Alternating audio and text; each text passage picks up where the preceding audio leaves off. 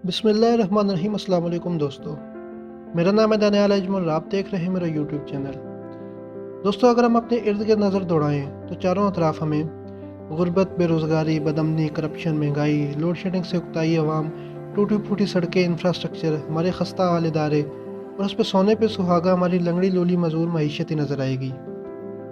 अगर हम अपने मसाइल गिनने बैठ जाएं तो तादाद शायद सैकड़ों में पहुंच जाएगी और हर शख्स एक ही सवाल पूछता नज़र आएगा कि आखिर इस मुल्क का क्या बनेगा, आखिर कब हम इन मसाइल से छुटकारा हासिल कर पाएंगे, आखिर कब। तो दोस्तों, एक बात तो अच्छे से समझ लें कि ऊपर बयान कर दो इन जैसे सैकड़ों मसाइल तब तक हल नहीं होंगे जब तक इन तमाम मसाइल पे हुकूमत और अवाम मिलकर एक साथ काम नहीं करेंगे। हल थोड़ा मुश्किल है, लेकिन यही हकीकत है। कोई भी मसला अगर वक्त पे हल ना किया जाए तो मज़ीद मसाइल को जन्म देता है। जैसा कि अगर हम अपनी खुराक कम उगाते हैं तो महंगाई के असबाब पैदा होते हैं। महंगाई बढ़ती है तो बेरोज़गारी की शरह को भी बढ़ा देती है। बेरोज़गारी बढ़ती है तो माशरे में जराइम का भी इजाफा होता है। जराइम ज़्यादा होने का मतलब है कि अदलिया और कानून साज इदारों पर काम का मज़ीद बोझ बढ़ जाता है। ऐसे ही हर एक मसला किसी न किसी दूसरे मसले से जुड़ा होता है और मज़ीद नए मसाइल को जन्म देता है, और ये सिलसिला ऐसे ही चलता रहता है और मुल्क मज़ीद मुश्किलात का शिकार होता ही जाता है।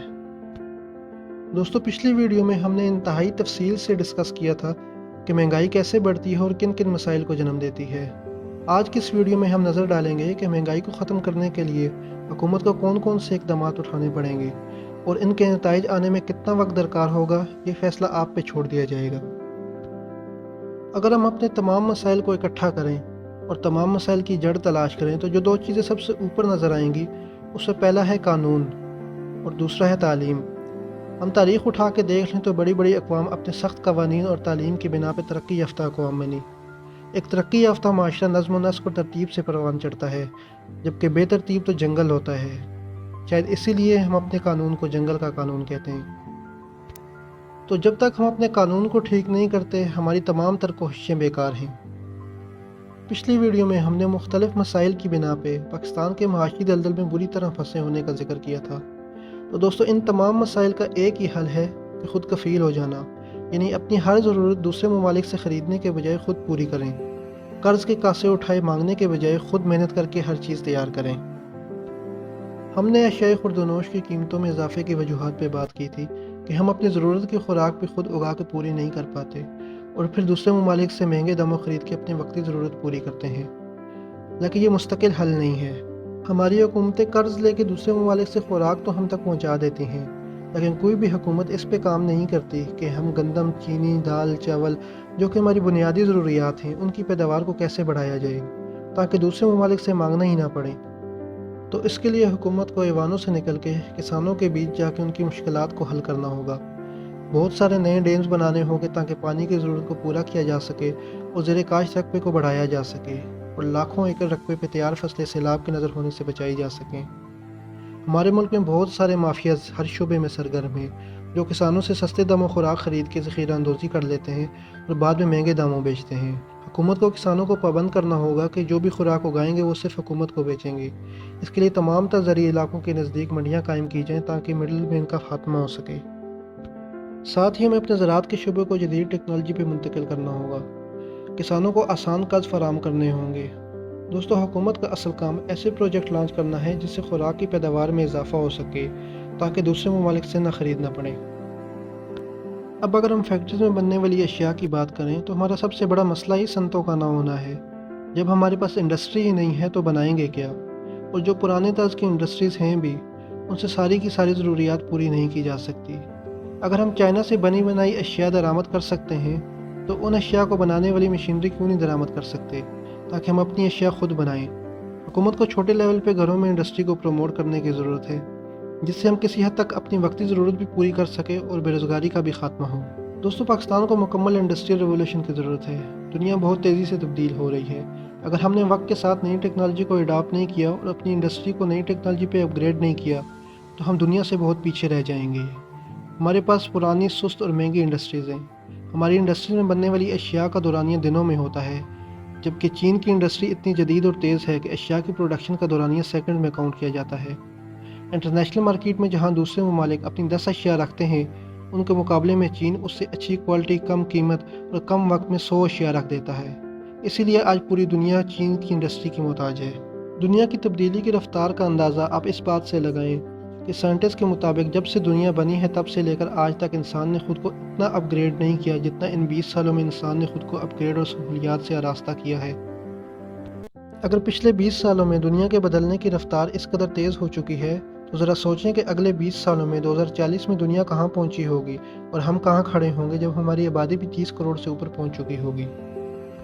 دوستو 22 کروڑ آبادی اور مڈل ایسٹ یورپ سے آسان رسائی کی بنا پہ پاکستان ایک بہت بڑی بزنس مارکیٹ ہے، جس کے لیے غیر ملکی انویسٹرز کو پاکستان لانے کی ضرورت ہے تاکہ بڑی بڑی ملٹی نیشنل کمپنیاں اپنا پیسہ پاکستان لا کے پاکستان میں اپنی پروڈکشن شروع کریں تاکہ ہماری ضروریات بھی پوری ہو سکیں اور انٹرنیشنل مارکیٹ میں میڈ ان پاکستان اشیاء کو فراہم کر سکیں، جس سے ہماری امپورٹس کم اور ایکسپورٹس زیادہ ہوں۔ لیکن یہ اتنا بھی آسان نہیں ہے۔ عمران خان صاحب جتنا مرضی غیر ملکی انویسٹرز کو سبز باغ دکھا دیں، وہ تمام انویسٹرز کسی بھی ملک میں اپنا سیٹ اپ لگانے سے پہلے اس ملک کے حالات کی پوری جانچ پڑتال کرتے ہیں۔ تو جس ملک میں فیکٹریز کو بجلی تک نہ ملتی ہو، جہاں را مٹیریل تک انہیں باہر سے منگوانا پڑے، جس ملک کی پولیس کو خود نہیں معلوم کہ ان کی اصل ڈیوٹی کیا ہے، جس ملک کی عدلیہ ہی مجرم کی محافظ ہو، جس ملک میں قانون ٹکوں پہ بکتا ہو، جس ملک میں اس ملک کے اپنے شہریوں کی جان اور مال محفوظ نہ ہو، جس ملک میں پاکستان کی اپنی عوام کے ٹیکس کا پیسہ محفوظ نہ ہو، تو کوئی بھی انویسٹر اپنا لاکھوں ڈالر کا سیٹ اپ اٹھا کے آخر پاکستان کیوں آنا چاہے گا؟ جس ملک میں اس کی عوام کا پیسہ محفوظ نہیں، اس ملک میں غیر ملکی کمپنیوں کو ان کے پیسے کی حفاظت کی ضمانت کون دے گا؟ اس کے علاوہ ہمیں اپنے ٹورزم کو پروموٹ کرنا ہوگا تاکہ زیادہ سے زیادہ لوگ ڈالرز پاکستان لا سکیں۔ اس کے لیے بھی ہمیں ایسا ماحول فراہم کرنا ہوگا کہ غیر ملکی سیاح پاکستان میں اپنی جان و مال کو محفوظ سمجھ سکیں۔ تو جب تک ہم اپنے قانون، اپنی پولیس کو ٹھیک نہیں کرتے، یہ خواب محض خواب ہی رہیں گے۔ اس کے لیے حکومت کے ساتھ ساتھ عوام کو بھی قانون کی پاسداری کرنی ہوگی، تبھی ہم ایسا ماحول پیدا کر سکیں گے کہ جس میں ترقی کر سکیں۔ ہمیں یہ بھی دیکھنا ہوگا کہ آنے والے آرٹیفیشل انٹیلیجنس کے جدید ترین دور میں ہم کیسے دنیا کے ساتھ کھڑے ہو سکتے ہیں۔ اس کے لیے ہمیں اپنے بچوں کے پرانے تعلیمی نظام کو جدید تعلیمی نظام کے ساتھ اپ گریڈ کرنا ہوگا۔ ظاہر ہے اس کے لیے بھی بہت سارا سرمایہ درکار ہے۔ حکومت کو خسارے میں چلنے والے اداروں کے خسارے کم کرنے پہ بھی کام کرنا ہوگا۔ اگر ہم ان اداروں کے خسارے اٹھانے کی استطاعت نہیں رکھتے اور نہ ہی انہیں ٹھیک کرنے کی اہلیت رکھتے ہیں تو ان اداروں کو پرائیویٹائز کر دینا ہی بہتر ہے تاکہ غریب عوام کے خون پسینے کی کمائی سے ادا کردہ میرے اور آپ کے ٹیکس کا پیسہ نکال کے ان لنگڑے لولے اداروں کو کھڑا رکھنے کے لیے مزید ان میں پیسہ نہ جھونکا جائے۔ دوستو دنیا کے تمام تر ادارے صرف اپنی آمدن پہ ہی انحصار نہیں کرتے، بلکہ حاصل ہونے والی آمدن سے ادارے کے نام سے مختلف سیکٹرز اور مختلف پروجیکٹس میں انویسٹمنٹ کی جاتی ہے۔ اس انویسٹمنٹ سے حاصل ہونے والے پروفٹ سے ادارے کو مزید بہتر بنایا جاتا ہے۔ ایک وقت تھا کہ PIA کا ادارہ نیو یارک میں ہوٹل کا مالک تھا، لیکن پھر خساروں میں گرتا گیا اور پاکستان کا تباہ حال ترین ادارہ بن گیا۔ تو اس کے لیے پاکستان کے تمام اداروں کے سربراہان ایسے قابل لوگ ہونے چاہیے جو نہ صرف ادارے کو واپس کھڑا کر سکیں بلکہ ان میں اتنی قابلیت ہو کہ ادارے کے نام سے بیرونی انویسٹمنٹ کر سکیں۔ اب ہم کس کس مسئلے کو روئیں اور کس کس چیز کا ماتم کریں؟ یہاں تو سارے کے سارے ملک کا آوا ہی بگڑا پڑا ہے۔ اگر پوری ویڈیو کی سمری نکالیں تو یہی نکلے گی کہ جب تک ہم نئے ڈیمز بنا کے اپنی خوراک کی پیداوار کو نہیں بڑھا دیتے تاکہ اپنی ضرورت کی خوراک دوسرے ممالک سے خریدنے کے بجائے خود اگا سکیں، جب تک ہم اپنی انڈسٹری کو اپ گریڈ نہیں کرتے کہ اپنی اشیاء بھی خود بنا سکیں اور دوسرے ممالک کو بھی بیچ سکیں، اور ملک میں ایسے حالات اور ماحول پیدا نہیں کرتے کہ غیر ملکی کمپنیاں اپنا پیسہ پاکستان لانے میں اور انڈسٹری لگانے میں محفوظ محسوس کر سکیں، تب تک مہنگائی مزید بڑھے گی۔ ہم جتنا جلدی اس بات کو تسلیم کر لیں اتنا ہی اچھا ہے۔ اب اتنے سارے محنت طلب پروجیکٹس لانچ کرنے اور ان کے نتائج آنے میں کتنا وقت درکار ہے، یہ فیصلہ آپ پہ چھوڑتے ہیں۔ ذرا رکیے، یہ وقت تو تب درکار ہوگا جب ہم اس پہ عمل کرنا شروع کریں گے، جبکہ ہماری حکومتوں کو تو خود نہیں معلوم ہوتا کہ 5 سال کے بعد انہیں اقتدار بھی ملے گا یا نہیں۔ تو کوئی بھی حکومت اتنا بڑا رسک آخر کیوں لے کے اتنا سارا پیسہ ایسے پروجیکٹس میں جھونک دے جن کے نتائج آنے میں کم سے کم 10 سے 15 سال لگ جائیں؟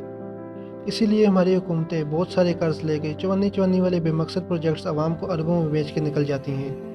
پیچھے بچتا ہے تو قرضوں میں ڈوبا ہوا ہمارا تباہ حال چہیتا پاکستان، اور پاکستان زندہ باد کا نعرہ لگاتی ہوئی ہماری عوام۔ دوستو ان 2 ویڈیو میں انتہائی کم وقت میں بہت سارے پوائنٹس کور کرنے کی کوشش کی۔ اگر آپ اسی ویڈیو کا پارٹ 1 پاکستان میں بڑھتی ہوئی مہنگائی کے اسباب پہ مکمل ویڈیو دیکھنا چاہتے ہیں تو لنک ڈسکرپشن میں موجود ہے۔ مزید ایسی انفارمیٹو ویڈیو دیکھنے کے لیے چینل کو سبسکرائب کریں اور بیل آئیکن بھی دبا دیں۔ ملتے ہیں اگلی کسی ویڈیو میں، تب تک کے لیے اللہ نگہبان۔